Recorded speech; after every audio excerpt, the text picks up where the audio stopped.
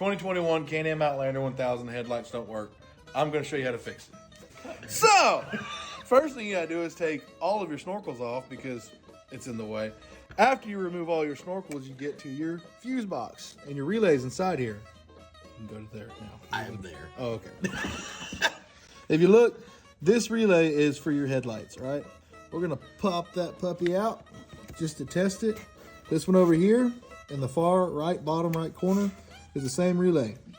Put it in that spot. Come back, turn your switch on, hit your key. Wow, headlights work again. But wait, there's more. Now we know that this Yeah, don't film this part. I'll put it on you later. Don't worry. Since we switched this relay with this relay, we know that the one that was here is out.